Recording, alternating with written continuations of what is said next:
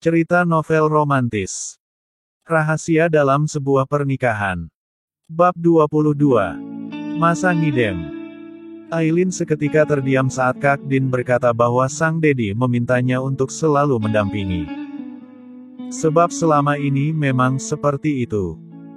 Dedi yang selalu overprotective. Dulu saat Aileen masih remaja dia selalu menurut saja, tapi semakin dewasa kini Aileen merasa dia pun butuh sebuah kebebasan. Mobil akhirnya berhenti, Din turun lebih dulu dan membukakan pintu untuk Aileen. Mereka masuk ke tempat street food yang tak terlalu jauh dari kampus Aileen dan Kiara. Di sini juga banyak mahasiswa yang sedang menghabiskan waktu istirahat mereka. Aileen berhenti di salah satu booth makanan dan membeli sesuai pesanan kakak iparnya. Saat pembayaran ternyata Din bergerak lebih dulu untuk membayar. Aku akan menganggap ini sebagai hutang, kata Aileen. Dia tak ingin berdebat menentukan siapa yang bayar, tapi Aileen pun tak ingin menerima begitu saja. Suatu saat nanti Aileen akan ganti uang Kak Din tersebut. Dan mendengar ucapan sang nona muda, Din tidak menanggapi apapun. Hanya diam dan menyelesaikan pembayaran. Berikan padaku, ucap Din setelahnya. Dia mengambil 2 kantung plastik berisi makanan yang Aileen pegang. Mereka meninggalkan street food tersebut setelah beberapa saat selalu jadi pusat perhatian semua orang. Para pria melihat ke arah Aileen, sementara para wanita jelas melihat ke arah Din yang ketampanannya bak dewa Yunani. Selesai menempuh perjalanan beberapa menit, akhirnya mereka tiba di rumah utama keluarga Carter. Din kembali membukakan pintu dan Aileen turun. Juga menyerahkan makanan yang tadi mereka beli. Aku akan langsung pergi sekarang, kata Din. Balas Aileen singkat, tanpa mengucapkan kata terima kasih dia pun langsung pergi begitu saja. Sedikit pun tidak menoleh ke belakang lagi dan langsung masuk ke dalam rumah. Aileen mana tahu bahwa sebelum kembali masuk ke dalam mobilnya, Din lebih dulu menatap punggung Aileen yang semakin menjauh. Melihat Aileen yang masuk ke dalam rumah, Din baru benar-benar pergi dari sana. Kak Melsi, panggil Aileen dengan suaranya yang menggelegar. Ya ampun Nona, tenggorokan Anda bisa sakit jika berteriak-teriak seperti itu, kata salah satu pelayan yang Aileen temui di ruang tengah.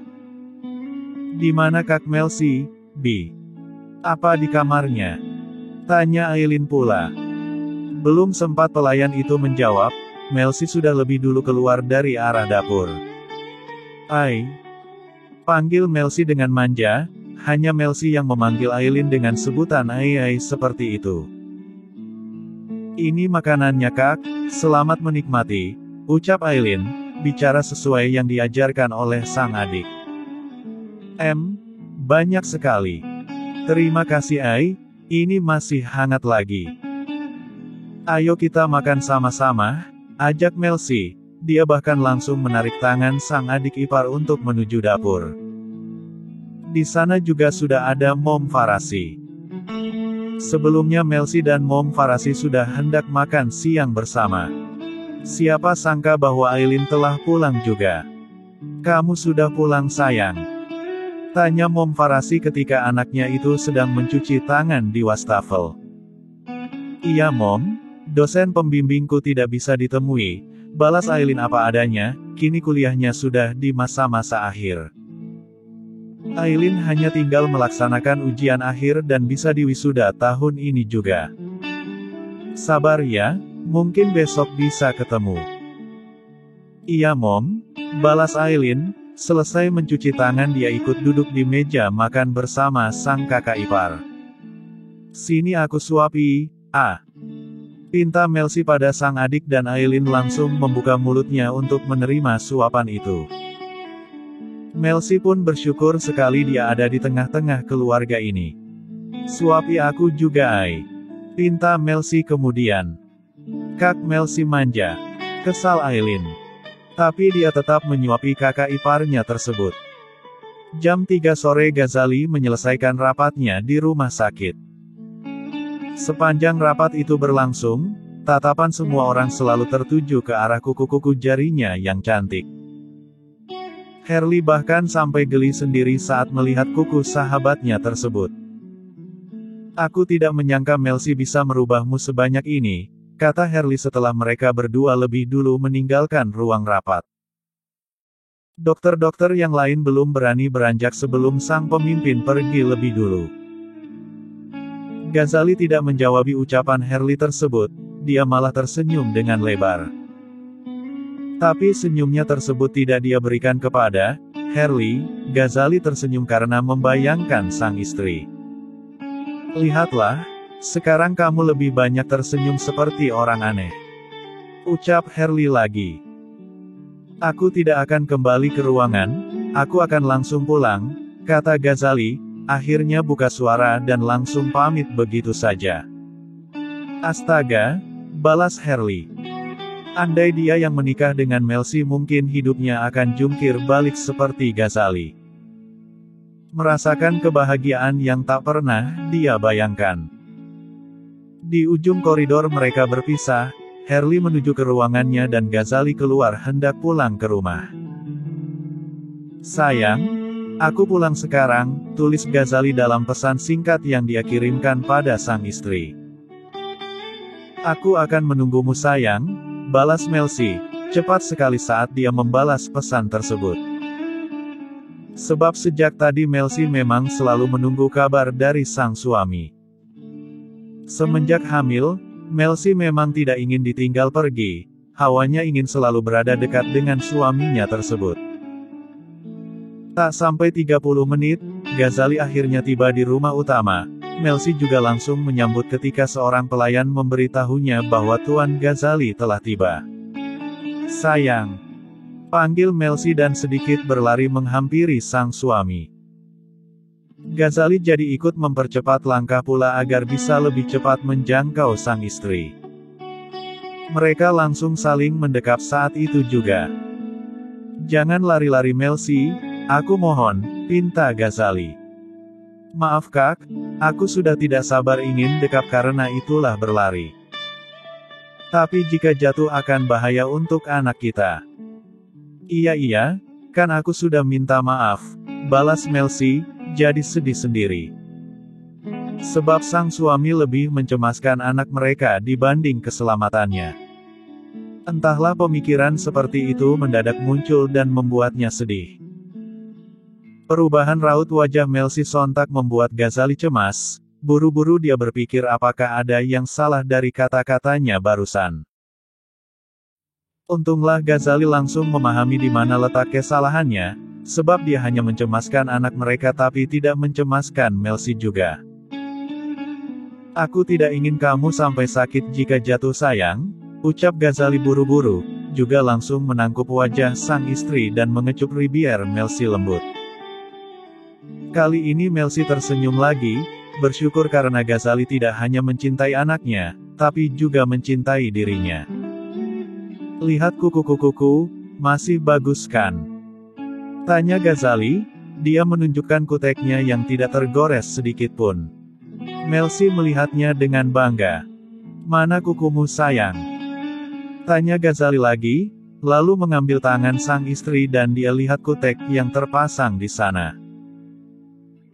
"Sudah kuduga, pasti akan terlihat sangat cantik di tanganmu," kata Ghazali. Dia bahkan mengecup kedua tangan itu pula, hingga membuat Melcy terasa melayang ke atas awan. Hilang sudah semua kesedihan yang Melcy rasakan beberapa saat lalu. "Ayo masuk," ajak Melcy. Dia mendekap lengan sang suami dan mereka menuju ke kamar. Tiba di lantai 2, Ghazali langsung menggendong sang istri. Rasanya seperti baru kemarin mereka menikah. "Nanti mandi sama-sama ya," ajak Ghazali dan Melcy langsung mengangguk dengan cepat. "Kak Melcy di mana Mom?" tanya Kiara. Dia baru saja pulang dari kampus dan menanyakan hal tersebut pada sang Momi. Kiara ingin tahu apakah Kak Melcy-nya baik-baik saja, tidak galau yang menggebu-gebu. Di kamarnya, Kak Ghazali juga baru saja pulang, jawab Momi. Habiskan jus buahmu sayang. Kamu pasti lelah seharian ini, ucap Mom Farasi kemudian. Dia memang sengaja menyiapkan jus buah tersebut untuk sang anak. Tadi kamu pulang dijemput siapa? Tanya Mom Farasi pula. Kak Din Mom, Dedi dan asisten Sam sedang pergi ke proyek Kak Ardin, jelas Kiara apa adanya. Kenapa Din tidak kamu ajak masuk? Anak itu kalau tidak dipaksa pasti tidak pernah mau main. Kata Kak Din dia akan langsung pulang. Jadi aku hanya mengangguk dan tidak mengajaknya masuk, jawab Kiara. Minggu besok Momi akan paksa dia untuk makan malam di rumah kita, balas Mom Farasi. Jangan hanya Kak Din Mom, ajak juga Hani, balas Kiara, malah antusias sendiri. Hani adalah adik Kak Din yang juga sebaya dengannya. Tapi mereka berbeda jurusan kuliah. Malah kamu yang semangat, balas Mom Farasi dan Kiara terkekeh. Kiara memang anak yang ceria, tawanya mampu membuat semua orang ikut tertawa juga. Setelah jusnya habis, Kiara pun pamit ke dalam kamar untuk beristirahat.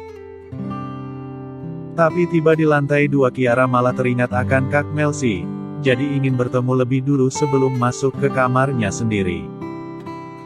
Kiara mulai mengetuk pintu kamar Kak Melsi dan Kak Ghazali. Tapi cukup lama mengetuk tidak juga mendapatkan sahutan. Kata Momi, Kak Melsi dan Kak Ghazali di kamarnya, kenapa tidak ada yang menyahut? Gumam Kiara. Dia sampai mengetuk lagi saking penasarannya. Sampai membuat aktivitas sepasang suami istri di arena itu jadi terjeda. Kak, itu suara Kiara, bisik Melsi, dengan posisi keduanya sedang berbagi. Tentang itulah guys, ya kan? Abaikan saja, sebentar lagi dia pasti pergi. Balas Ghazali. Dia tidak berbisik seperti Melsi. Kamar mereka memang tidak ada kedap suara. Tapi bicara atau mengeluarkan suara-suara merdu pun tak akan terdengar sampai keluar sana. Kecuali mereka berteriak dengan cukup kuat. Ghazali malah kembali bergerak, mengabaikan suara ketukan pintu sang adik. Pergerakannya itu membuat Melsi naik turun, dan juga si buah imut Melsi bergerak sesuai iramanya. Buah imutmu, semakin, bla bla bla sayang, kata Ghazali. Melsi yang nakal langsung membusungkan buah imutnya, mengangkat kedua tangannya di atas kepala dan memasang mode penuh rayuan. Sumpah, Ghazali senang sekali melihat istrinya yang seperti ini. Membuatnya semakin bersemangat untuk menuju titik akhir traveling. Melsi mulai mengeluarkan suara merdu dan tak berselang lama kemudian suara ketukan pintu pun menghilang dengan sendirinya. Mereka berdua sudah tidak memperdulikan hal itu, mereka tetap terus melanjutkan traveling mereka. Semenjak Melsi halim, dia ingin selalu dekat-dekat dengan suaminya bahkan ingin selalu yang berlebihan. Melsi. Kak, balas Melsi. Mereka sama-sama menjerit tertahan saat pelepasan itu menghampiri. Nafas keduanya masih terengah, namun perhatian mereka kembali teralih saat mendengar suara ponsel milik Melsi berdering. Siapa sih? Tanya Melsi. Aku akan lihat, balas Ghazali. Dia turun dari tempat tidur dan mengambil ponsel sang istri. Melihat sebuah nomor ponsel baru yang menelpon. Siapakah? Nomor baru. Tidak usah diangkat, Coba ku angkat, balas Ghazali. Dia menggeser tombol hijau dan membuat panggilan itu terhubung. Ghazali belum sempat bicara dan seseorang di ujung sana sudah lebih dulu berucap. Anak kurang ajuar, sudah enak hidupmu ya. Ghazali sontak memasang wajah serius saat mendengar suara itu. Meski masih samar-samar, namun dia sudah punya firasat bahwa ini adalah suara ayahnya Melsi. Tanpa pikir panjang, Ghazali langsung memutus sambungan telepon tersebut. Salah sambung, kata Ghazali pada sang istri. Dia bahkan memblokir nomor tersebut dari ponsel Melsi. Tuh kan tidak penting, balas Melsi, yang masih poyos di arena. Ghazali tersenyum kecil, dia tak ingin Melsi mengetahui tentang sang ayah. Seseorang yang sangat Melsi benci. Jadi Ghazali akan menyelesaikan semua masalah ini sendiri. Tak ingin mengganggu Melsi dan kehamilannya. Apalagi dari kata-kata pria itu, Ghazali tahu yang diinginkan ayah Melsi bukanlah memperbaiki hubungan, melainkan uang. Waktunya mandi, kata Ghazali. Dia menggendong Melsi dan mereka mandi bersama. Malam ini juga setelah Melsi tidur, Ghazali langsung membuka ponsel sang istri dan mengambil nomor ponsel milik ayah Melsi. Dengan berbekal nomor ponsel tersebut, Ghazali keluar dari dalam kamar dan menuju ruang kerja. "Gio, aku ingin kamu melacak keberadaan seseorang," ucap Ghazali setelah panggilannya terhubung dengan sang asisten. "Nomor ponselnya akan aku kirimkan sekarang," timpal Ghazali lagi. "Baik tuan," jawab Gio di ujung sana. Setelah panggilan itu terputus, Ghazali pun mengirim nomor ponsel ayah Melsi dan Gio langsung bekerja sesuai perintah sang tuan. Ghazali memang tidak begitu mengerti tentang dunia bawah tanah, dia hanya memiliki uang yang membuatnya bisa mendapatkan apapun dengan mudah. Sementara Gio sang asisten, lebih tahu banyak hal. Sebab dia diam-diam adalah asisten pribadi kiriman Dedi Raiden untuk anak kesayangan. Setelah mendapatkan nomor ponsel tersebut, Gio langsung menghubunginya sampai akhirnya panggilan itu terhubung dan dijawab. Tit. Sensor lokasi mulai hidup. Keberadaan pria itu langsung terpantau dengan jelas. "Halo. Siapa ini?" tanya ayah Melsi dengan suara yang terdengar seperti orang mabuk. Namun Gio langsung memutus sambungan telepon tersebut, sebab dia telah mendapatkan apa yang diinginkannya. Alamat pria itu pun langsung dikirimnya pada sang tuan. Alamat yang tak asing bagi Ghazali, sebab Melsi pernah menyebut tempat itu sebagai tempat tinggalnya bersama sang ibu. Malam pun bergulir, semua yang Ghazali lakukan semalam Melsi benar-benar tidak mengetahuinya sama sekali. Setahu dia saat pagi sang suami masih tertidur pulas di sampingnya. "Sayang, bangun," pinta Melsi, dia menggoyangkan buah imutnya, sang suami dengan lembut, sedikit menyentuhnya suka-suka. Ghazali pun bergerak, menarik pinggang sang istri dan mendekapnya erat. "Jam berapa?" tanya Ghazali. "Jam 5:30. Apa yang ingin kamu lakukan hari ini?" tanya Ghazali, dia bicara namun dengan kedua mata yang masih terpejam. Memposisikan sang istri berada penuh di dalam dekapannya. Tidak mau melakukan apa-apa, hanya ingin di rumah bersama Momi seperti kemarin. "Mau berenang denganku?" tanya Ghazali dan Melsi langsung mengangguk dengan antusias. Sementara Ghazali tersenyum lebar, memang sudah tugasnya untuk membuat Melsi selalu merasa bahagia seperti ini. "Tapi pagi ini aku pergi sebentar ya, kemarin ada dokumen yang tertinggal di rumah sakit. Gio tidak bisa mengambilnya sebab pintunya aku kunci," ucap Ghazali, setelah dia membahagiakan Melsi kini tinggal menyampaikan apa yang dia inginkan. "Iya sayang, kalau begitu cepat bangun. Sebelum jam 8 harus segera pulang," kata Melsi, dia sedikit bangun dan berada di posisi atas. "Tapi aku masih ingin mendekapmu," balas Ghazali, dia kini sudah ahli sekali membuat Melsi senang. "Ih sayang, ayo bangun," titah Melsi pula. Ghazali berlagak terpaksa, padahal dia benar-benar ingin segera pergi. Tapi bukan menuju rumah sakit, melainkan menuju rumah Melsi yang lama. Di mana ayah Melsi berada saat ini? Jam dan pagi, Ghazali sudah pamit pergi.